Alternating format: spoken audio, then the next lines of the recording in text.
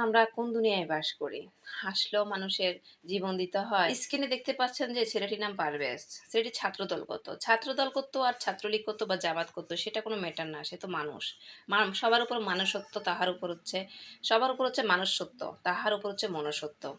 পারভেজ ছেলেটাকে মারার উস্কানি দিয়েছিল এই ২ টা আপা। এই ২ টা আপাকে তো স্ক্রিনে দেখতেই পাচ্ছেন। এরা এদের হ্যাডম দেখানোর জন্য বাইরে থেকে বয়ফ্রেন্ড বা প্রেমিক ডেকে আনছিল। জাস্ট ওরা হাসছিল, মানে হাসছিল ও মেয়েটাকে দেখে না। তারপর বারবার বলছে, "আমি অন্য কারণে হাসছি। আপনাকে দেখে আমি হাসি নাই আপা।"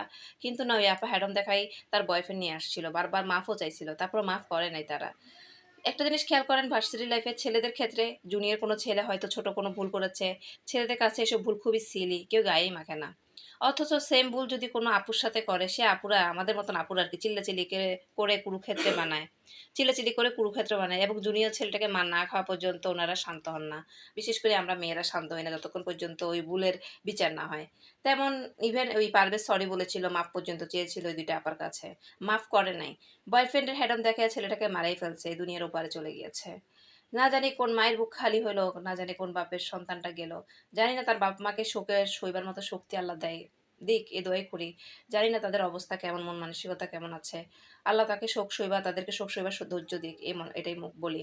আমি বলি যে খুনিদের সাথে, যারা খুন করেছেন তাদের সাথে এই মেয়ে দুটাকে শাস্তির আওতায় আনা উচিত। এই ২টা মেয়েকে এমন শাস্তি দেওয়া উচিত যেন জীবনের শিক্ষা হয়ে যায় অন্যান্য মেয়েরাও। যেন বয়ফ্রেন্ড বা ওদের বয়ফ্রেন্ড বা বন্ধুদের হ্যাডম না দেখাইয়া যেন নিজেরা নিজেদেরকে যেন বিচার করে। অন্য বয়ফ্রেন্ড না দরকার কি, আমার সাথে বেয়াদবি করছে আমি বিচার করব। হ্যাঁ?